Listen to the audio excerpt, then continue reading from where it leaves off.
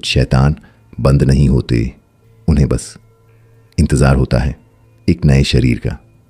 और जब वो वापस आते हैं तो इस बार वो पहले से ज़्यादा खतरनाक होते हैं। ये है हॉरर मिस्टर एक्स, और आज की कहानी आपको ले जाएगी उस आखिरी लड़ाई में जहां हारने का मतलब है पूरी दुनिया का अंत। साल 1975, वेटिकन सिटी।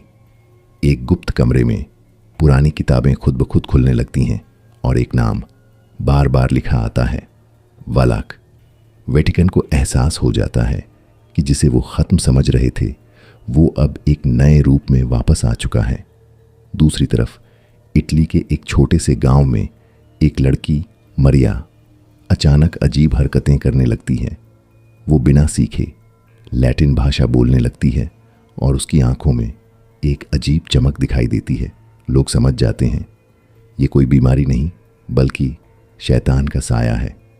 सिस्टर आयरीन, जो अब चर्च छोड़ चुकी थी, उसे आखिरी बार बुलाया जाता है। आयरीन गांव पहुंचती है और जैसे ही वो मैरिया को देखती है उसे एहसास हो जाता है इस बार वलाक किसी जगह में नहीं बल्कि एक इंसान के अंदर है। हर रात मरिया का शरीर अपने आप हवा में उड़ जाता, दीवारों पर खून से लिखे शब्द उभर आते, आई एम बैक।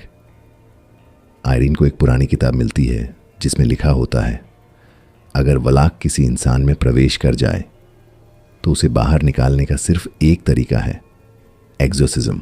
लेकिन इस बार उसमें 2 आत्माओं की कुर्बानी देनी होगी। आखिरी रात पूरे चर्च में अंधेरा छा जाता है। आयरीन मरिया को एक कुर्सी से बांध देती है और एक्सोर्सिज्म शुरू होता है।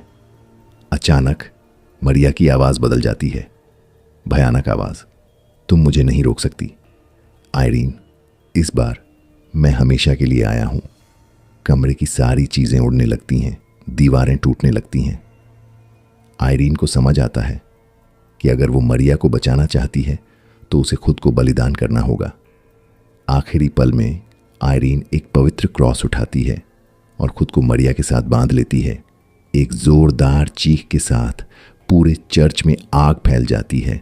सुबह सब कुछ शांत हो जाता है।